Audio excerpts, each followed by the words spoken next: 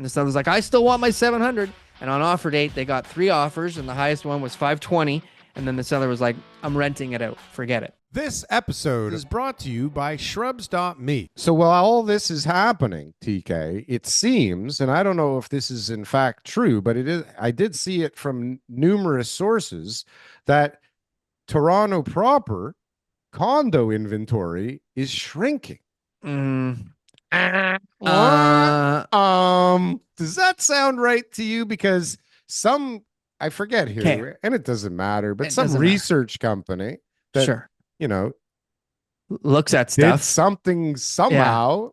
I'm not saying it did or it didn't, because it's true. The condo market actually was very strong. When we looked at the numbers, the HPI didn't show this, but when you looked at the year over year decreases, detached and semis were actually the highest decrease, and condos aren't decreasing as much anymore. But the HPI is a different thing. The HPI, they balance things out for like size of the condos, number of bedrooms, and all that kind of stuff. And condos showed the biggest decrease year over year compared to anything else. But In pricing? that aside, in pricing, yeah. But that I'm not talking about put pricing. aside. I know. Yeah, I'm just wait. saying. On the listing side, Yeah. okay, you have a lot of sellers who were trying very hard to sell their condo.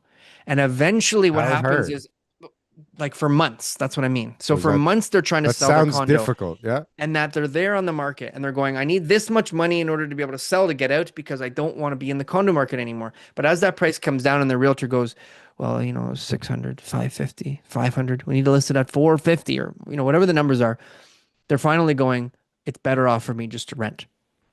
Because if I'm going to sell it for that low, right, and I walk away with nothing, I walk away with less, I have to pay to be able to get out of this deal. Eventually you go, I got no Because choice that but guy's to sitting there rent going, yeah, and cover my negative cash flow. he's sitting there going, okay, So- I could probably afford like $600 a month if I had to. So like if I get $3,000 a month, That's not how sellers think. Sellers are delusional. They're in denial, and but that at they're a going to certain go, point, you have to. my start view thinking, is the best, and I'm going to get 700. So they listed it at the wrong price for many months.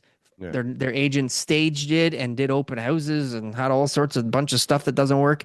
And then the agent said, all right, we got to reduce it to $499. We're going to do an offer date. And the seller's like, I still want my 700. And on offer date, they got 3 offers, and the highest one was 520. And then the seller was like, I'm renting it out. Forget it. Right. Yeah. So you're saying a whole bunch of people simultaneously gave up and decided to throw it in the rental pool, or just take it down and give it a breather, because that works. Rental pool, most of them. Most of them rental pool. Most of them rental pools. So I wonder where they came up with this idea that the condo inventory is shrunk. Maybe they took out one. No, the new bedrooms active and- listings have shrunken down. So it's not like because they took them off the market, not because they all got sold How for do great you prices. know?